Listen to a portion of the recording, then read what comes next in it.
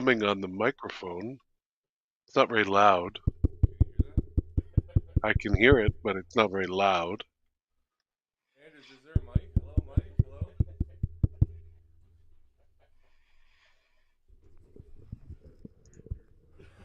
Hello? Hello? Hello, Hello? is this working? Hello? It is working. It is working. I can't hear It Don. is Hello? working Don, are you very there? well. Don? I am here. Don, are you there? Yes. Can you hear me? I hear the drum beat. Bonjour. Bonjour, Don Parkinson. Is that Je your suis French le accent? Lavelaire de SNC. Uh, what kind of accent is that? Okay, I'm going. I've gone live, so okay. Oh, excellent. Good. Then be on We're, your we're best ready to behavior. go on stream. Anyone who's just tuned in, I just went live. This is the pre-show for the. I won't be on this one. I'll be on the next one, but this is the stream. 16. I have 16 minutes. Wow, there's a bit of a delay, eh? Oh, 7:53. Yeah, yeah. It's because you. Yeah, I get it.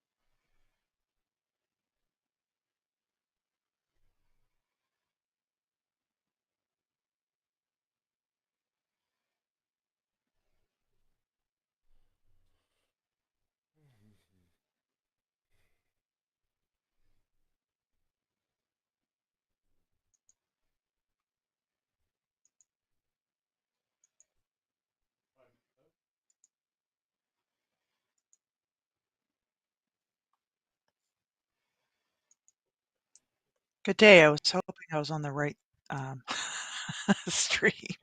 Well, that's why I sent you the link, yeah, to make No, sure. I have it bookmarked in my bookmarks, and then I sent this one, and it says callers can also use the following link. So, and then I was confused. Well, you covered the full gamut there. Hello. Geez, then I was confused after all of that.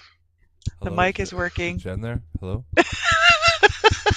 There he is, tapping the Hi, microphone again. hi, I'm here. Oh my God. This is what happens when we went live and I didn't have to fool around with links. And then I was away last week. You guys probably Yeah. missed me, right? Oh yeah, absolutely. Right, Tony? Yeah, yeah. I was talking to an archaeologist friend of mine. He was telling me about all the different dinosaurs, and I was like, "That's crazy," because they're finding the new one in Alberta. They just found that new. It's larger than a T Rex. Yes. And then he said, he says it's weird. We started doing research on pterodactyls. And he says, "Did you know that the other dinosaurs couldn't hear pterodactyls going to the bathroom?" And I was like, "What?" He says, "Yeah, because the P is silent." Ah, ha, ha, ha.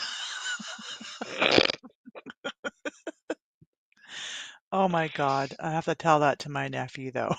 As cheesy as that was. Tony's on the leading edge of those cheesy jokes. He's always got one. The Every day. cheesy dad jokes. I love them. Yes. Yeah, that's good. The silent P. That's good. Where's your dad jokes, Don? You're a dad. I should be. I Don, don't know. I think I have a different style of humor. did I tell you about Maybe my? that's what it is. Did I tell you about my e-bike, Don? The No. one my brother gave me this summer. The thing was impossible to drive. It just kept on falling over, and then I figured out the reason because it was too tired. Hang on. I like that one. I did like that one. That was good, Tony. It's real. There's a little real element there. There's my brother actually did give me the e-bike, Oh, and really? I fell off it. So there's a little bit of truth there. Always have some truth in your jokes, I guess. Always have Isn't some that truth. the moral of the story? Okay, we're 2 minutes out, guys. No We're 2 answer. minutes out. Okay. Nothing. I got nothing. But I guess I should be used to that by now. Maybe your jokes. Yeah. Well, yeah. Speaking only for myself. That's Oh, that's why you 2 minute can't tell them. warning. You'll be embarrassed. Yeah, 2 minute warning. I heard. Actually, 136 One warning. 136 warning. 133. Oh, 130. 130. Boy, it's almost like we've been away from this for a while, eh? The way we're acting. Have we not been? I know I wasn't here last week. I had a really great time in person in the studio. Oh, that was great. Yeah, fantastic. hmm It was a little bit unnerving for me on the first day, though, because there were other people in the same room as me, and I'm used to being alone in And my that's your home preference. office in my own You, house. I do. I you, like it because, as you know, I have a background in radio. There was only ever two of us in the studio, and there was a big glass between us, and there was no people looking at us. yeah, that's different. Yeah, you're right.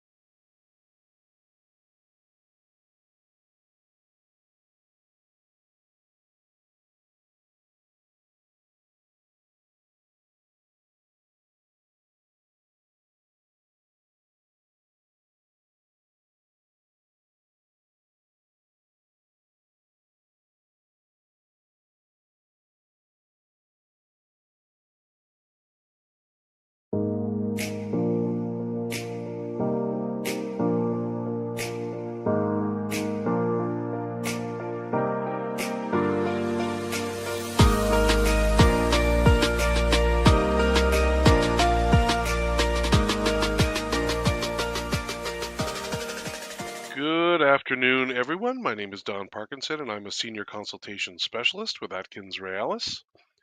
Today, we are continuing our series of live stream topics on the Northern Road Link project as it moves through the provincial environmental assessment and federal impact assessment processes. The topics we are covering parallel our project activities, so we hope these will help our viewers and listeners better understand the project and provide input along the way. With me today, back from her absence last week, is my usual co-host, Jennifer Ashwazagay Pereira, my colleague and an Indigenous engagement and traditional knowledge specialist at Atkins Realis. Jennifer is a member of Henvey Inlet First Nation, located on the French River, south of Sudbury, and works with me on our projects across Canada. So, Jen, welcome back. Uh, Back in the saddle again. It's been a couple That's of right. weeks. You feeling rusty? Minoki's good day. I am feeling rusty. Yeah, I could tell by the warm up there. You're right on your game. It's I you was a can little lose it even confused. after 1 week being away. You can lose it. Well, that's it, but we were in studio the other week, though, so I didn't have to pull up any links or anything like No, that, and now I'm all on my own. everything was done for us. Eh? It was just we were like That's rock it. stars. Didn't have to press any Yeah, buttons. yeah. Now we're back to the old DIY, Running our own days. boards, but Tony Right? Yeah, exactly. Tony does all Oh, of those listen, things. he does. Yeah, he manages that. So, well, welcome back, Jen, and I just thought I'd welcome you back with Oh, a gee topic that's which. on Big. seems which is a big one, which seems to be on everybody's radar screen, and that is the Mhm. cumulative effects study plan. So we've got a lot to talk about, and We sure do.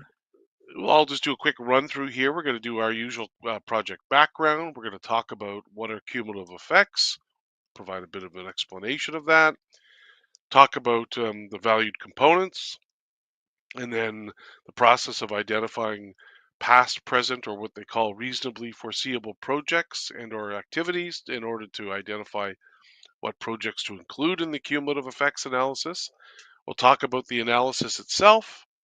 We'll talk about mitigation, which is reducing or minimizing or eliminating effects, on a valued component. We're going to talk about identification and characterization of net effects, which are the leftover effects after mitigation. And then we're going to finish off by talking about the follow up and monitoring programs and commitments, followed by how you can get in contact with us. So, with that, Jen, maybe you want to do a kickoff of the introduction or background to the project? A really quick rundown. So, the Northern Road Link is a proposed all-season road in Treaty 9 or Northern Ontario, and that will connect the Ring of Fire minerals deposits to the all-season highway network through the proposed Martin Falls Community Access Road. And again, I'm not going to sing that song, but that song always pops into my head. And Oh, yeah, so thanks.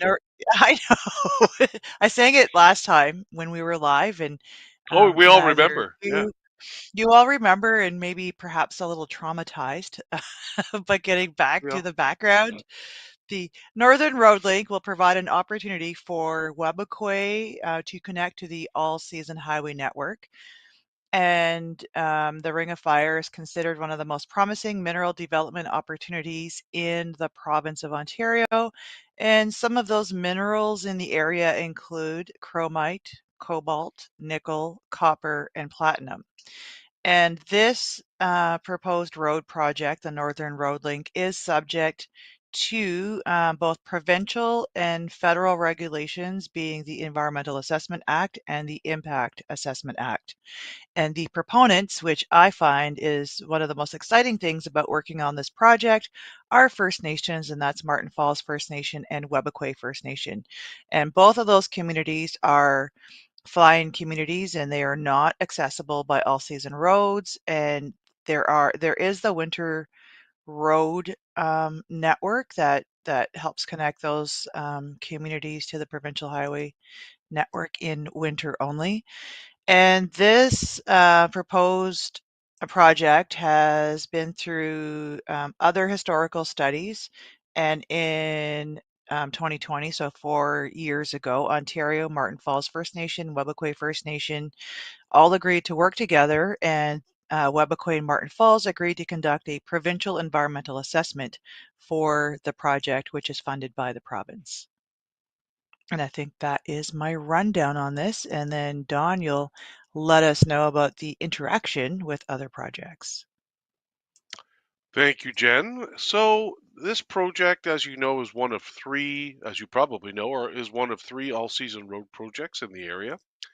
The other two are the Webequie Supply Road project, which is to the north, and the Martin Falls Community Access Road project, which is to the south of the Northern Road Link project. So the way it all fits together basically is the Webequie Supply Road project is a planned 107 kilometer all season road beginning in Webequie at the airport and running southeast to just east of the Muckatai River in the McFalls Lake area, which is sort of in the heart of the Ring of Fire, where it would then connect with the planned Northern Road Link all season road, which would then run south and connect with the Martin Falls Community Access Road west of Martin Falls. And the Martin Falls Community Access Road would extend down to connect with two other resource roads that would get upgraded, and those would eventually then connect with the provincial highway network. So that's how the three of them work together. They were all initiated at different points in time for different reasons, but they would all connect, with the end result being that Webequie First Nation would be connected to the provincial highway network, as would Martin Falls, and also the Ring of Fire would then become connected to the provincial highway network as well. So, in the Northern Road Link would help enable economic activity by helping with the transport of goods, services, and resources. Also, allowing, and in doing that, would be allowing the minerals extracted from the Ring of Fire to get to market. So, let's talk a bit about the project components. As I always say, it's more than just a road, but the road itself could range anywhere between 117 and 164 kilometers in length, depending on the alternatives selected, and Jen will talk about those in a minute. It's a multi-use road. It's planned to be a multi-use road. The right-of-way would be 100 meters in width. In terms of water crossings, there would, of course, be numerous water crossings. Some would involve culverts, others would involve bridges. There's one very large bridge crossing planned at the Attawapiskat River, which would be greater than 200 meters. And then typically associated with projects of this nature, you would have what you call ancillary infrastructure, both temporary and permanent. So this is infrastructure, that in addition to that's required by the road to support the operation of the road. So, and construction. So storage and laydown areas would be temporary. These are used to store and equipment and materials. Maintenance facilities and yards.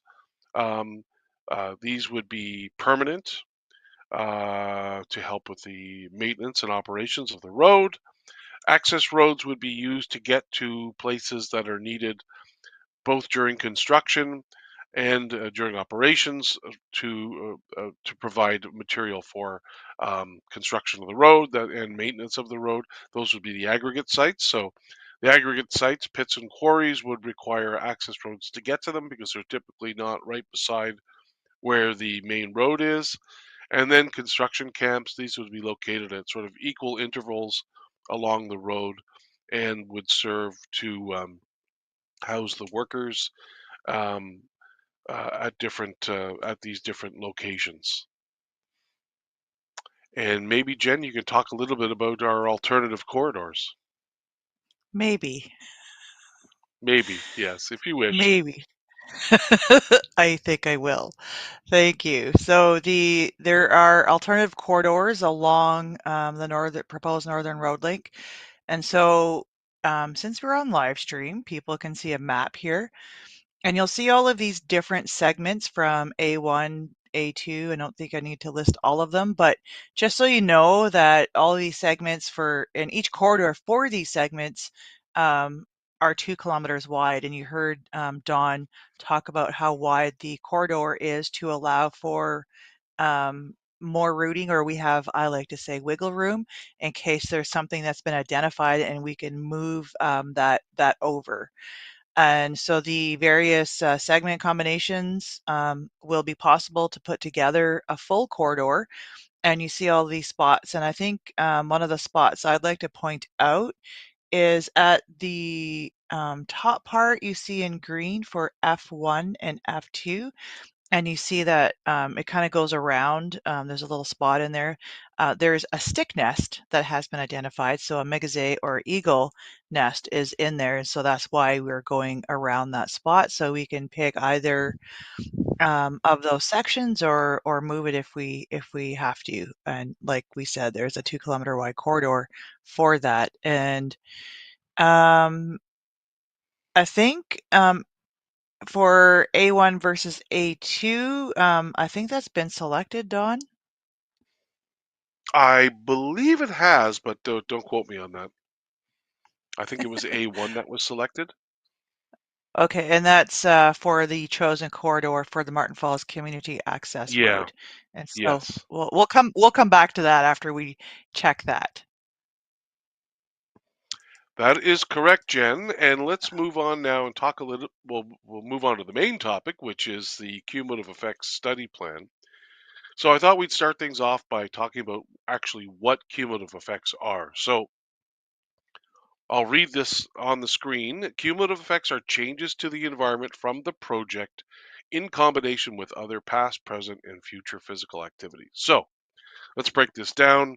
Basically, it means that it looks at effects of not just the project that we are focused on, but the other projects in the area that are currently going on, that have completed and aren't occurring, and that are like what you call reasonably foreseeable, meaning it's highly likely that they will go ahead. So it's a way of making sure we don't just look at our project in a vacuum by itself, because it isn't going to exist that way. It's going to exist with all these other projects from the past, from the present, and the ones in the future. Um, it's going to exist in a context of those projects. And so, what we want to do is we want to look at the net effects of all of these projects together. Um, and then, so it's a sort of a more of a regional sort of a view of things. And then when we move to the next slide, this explains a little bit better for those who enjoy math. This is a good way to describe it. We look at potential project effects that are identified. You mitigate those effects. You apply mitigation methods or ways of reducing or minimizing or eliminating project effects. Then you're left with what's left over, what we call residual or net or leftover project effects. So we take those net effects, those leftover effects from our project, and we add them to the leftover effects of all the other projects in the area from the past, from the present, and from the reasonably foreseeable future. We put them all together and we get potential cumulative effects, so the total of all of those net effects. And then we look at those net effects and we say, okay, what can we do to mitigate those? What can we do to reduce or eliminate those effects? So we apply methods to do that.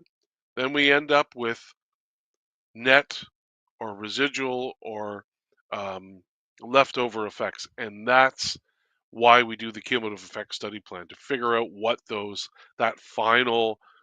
final cumulative effects are, the net cumulative effects. After we've applied everything we can to reduce or eliminate effects, that's what we end up with. So let's break it down even further here and talk about valued components. So valued components, just to remind everyone, are the things, components of the environment um, that have been identified as important, whether it's by the technical staff, by community members, whomever. These could be things that are considered important or sensitive to change um, are of concern, meaning, for example, community members are really worried about them, could be of cultural or traditional purpose or value. And, Hmm. they're likely to have some sort of interaction with the project itself. So if you're building a road, there might be some interaction between vegetation and the construction and operation of the road, for example. And then when you go through this process of cumulative effects analysis, those valued components that don't have any residual effects or leftover effects, um, they're not carried forward into the cumulative effects assessment. We only look at the ones that actually we've identified as having the possibility of having some effects. So we take those and we put those together and put them through the process.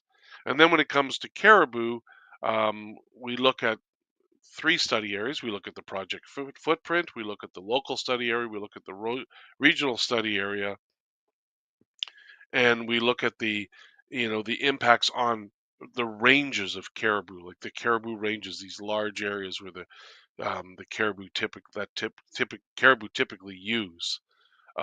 So that's kind of a breakdown of cumulative effects analysis when it comes to the valued components. Now, Jen, we get into identifying, past, present, and future projects. Um, so we look at information from the past projects, from Hmm. historical records, from sources. We look at past studies. We look at indigenous knowledge. We look at EA studies and land use planning documents of current activities and those from the recent past. Again, what we're trying to do is identify effects, right? Potential effects of these projects and look at them and combine them with the net effects of our project. And and what we do is we also look at the effects over the full life cycle of the project, not just one part, not just the planning phase or not just the construction phase, through the full life cycle, especially decommissioning too. So if decommissioning is done, meaning the sort of the once a project is done, is restoring things back to the way things were before, we would include that phase in the analysis as well too. So um, there's two kind of categories of what we call reasonably foreseeable projects, and this gets a little, it gets a little wordy, but there's the certain category, Jen, which signifies that the physical activity is likely to proceed or has a high likelihood of happening, Yeah. because the permits have been obtained or in the process of being obtained, and then there's this reasonably foreseeable category, which means that it's expected that it's going to go ahead, um, especially when the proponent has said, yeah, we plan to go ahead with it. We may not be doing it right now, but we plan to go ahead with it, and we plan to get the approvals that we need. So those are the two sort of categories that we use for certain and reasonably foreseeable. Um, and then we look at different analysis scenarios. So we have three different scenarios. So as you can tell, it's getting a bit complicated, but it isn't really Yeah, that there's a lot. complicated. There's a lot to it. Yeah, there is a lot to it, but it kind of makes sense when you think about it, when you stand back and look at it. And so there's different scenarios that they look at, right? So scenario being different situations. So one scenario is the baseline scenario. So where you're looking at the way things are now, right? Current conditions and effects from the previous and existing developments. Um, so that's your baseline. And then you have what's called the project implementation scenario. So this is a scenario where you take the combined effects of the baseline scenario and you add to them the effects of your project, right, during construction and operation. And then there's the the biggest scenario, I guess, the biggest situation where you look at everything. So you're looking at the baseline scenario, you're looking at the scenario with with our project added to it, which is the project implementation scenario, and then you're looking at all other reasonably foreseeable projects um, going forward. So that's sort of the worst case, I guess, scenario where you're looking at all the effects from the Yeah. past, present, and future together, right? So It that's reminds kind me of of a web. yeah. That's a good analogy, actually. Yeah, you're right. Mhm. Um, let's talk mitigation now, because it's all hope is not lost. Just because there's effects doesn't mean that they can't be mitigated. So Mhm. we do a review of the commitments to mitigation by so you develop mitigation measures based on a review of commitments to mitigation by others, um, knowledge and experience of the proponent with projects that are similar, or the proponent or their technical advisors, as well as other types of activities, um, best management practices and agency requirements and guidance. This isn't the first time a project like this has occurred. So what we do is, and the best thing to do is to look at what others have done and have had success with in terms of trying to identify how to mitigate things. So excuse excuse me. So we're looking at best when we talk about management practices, we're always improving, right? The way things are being done always improves and changes. And so you have to look at mitigation as something that's dynamic and always changing. Um, and then measures identified by Indigenous communities, public or stakeholders through feedback received as part of engagement and consultation, right? So there's a lot of different sources of information to identify mitigation methods. And, Mhm. again, what we're trying to do is minimize or mitigate effects to the greatest degree possible.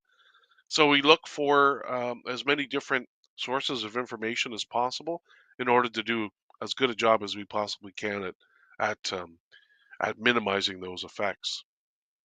So when we're talking about these residual or net or leftover effects after mitigation, we have a way of describing them. So we can describe their direction, whether it's positive, negative, or neutral. We have a magnitude, like how much, a geographic extent, over what area, duration, how long, frequency, how often, reversibility. Can it go back to the way it was? Can we reverse things? Likelihood, what's the chance of it happening? And confidence, how certain, what's the level of certainty that something could happen? So there's a lot of different ways of describing residual effects.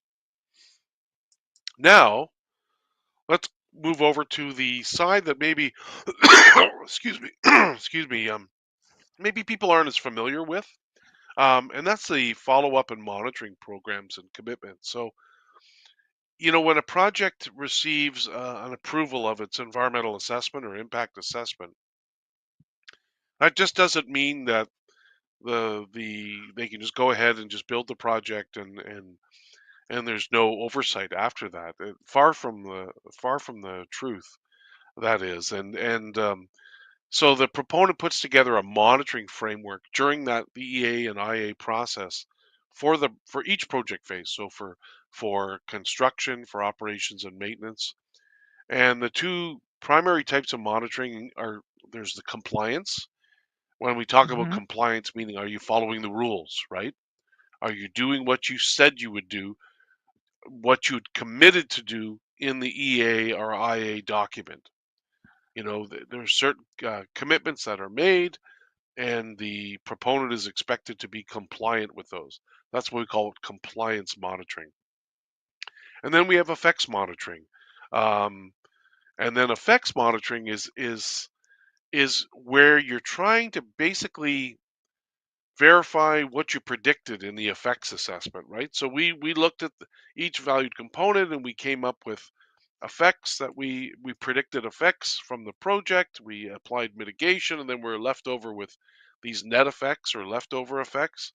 So effects monitoring is done to sort of verify what we thought would happen, and verify the effectiveness of the impact management measures. So typically with a project, you'd get a environmental management plan document that's put together, Mhm.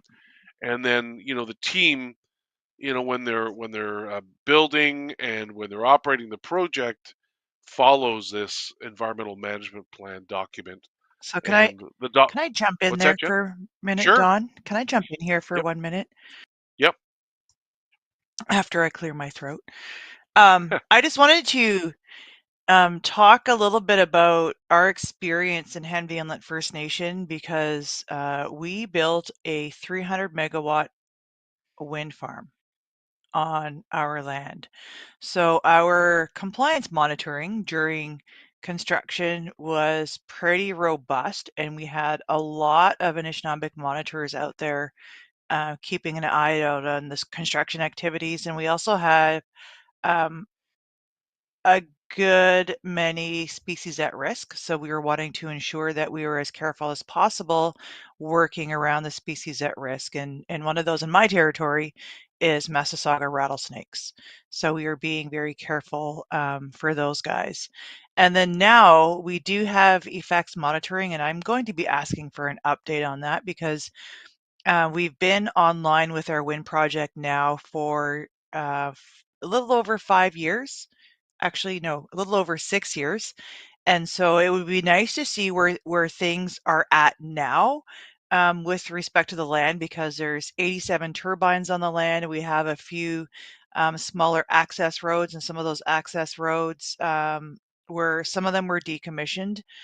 And so it would be nice to know what's going on for the species at risk and see what their population level is at, see where our land is at as well. And also, there was also a very large forest fire that went through our territory, and they're also monitoring the effects from that forest fire at the same time and looking at the regeneration. So I just wanted to talk a little bit about that because this is what we're looking at in my community, and we also have an environmental stewardship regime that we created, and we do have very, I would say, a really good monitoring program.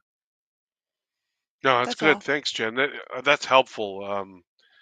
Just to sort of illustrate the compliance and effects monitoring and the differences between them, Hmm. right? So, yeah, I think the key takeaway from this is that you know, an approval doesn't mean nobody's watching after that, right? And I know Hmm.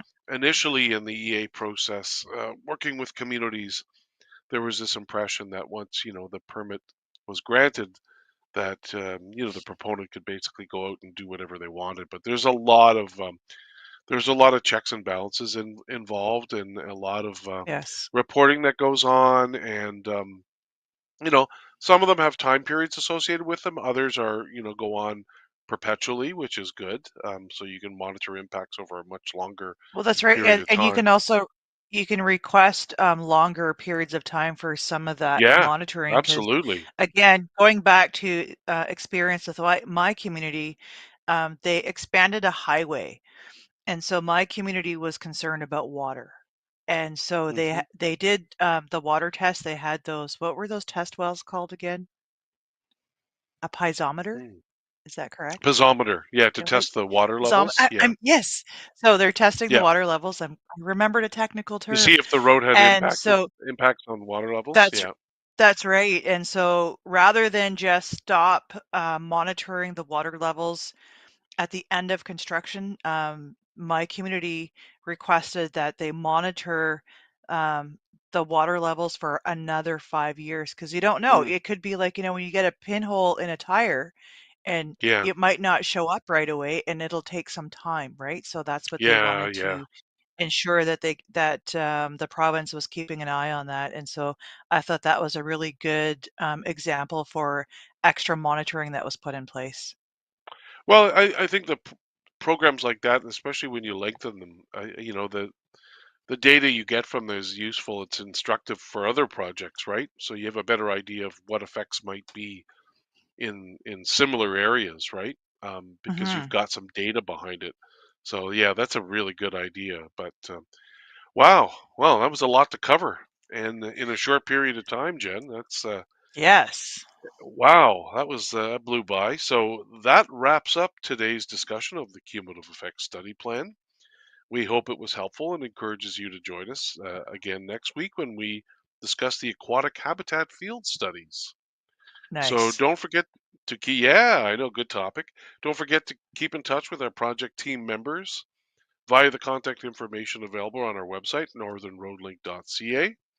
Miigwech, and make sure to look out for project updates on social media and our website. Miigwech, and see you soon. Ah, Bumblebee.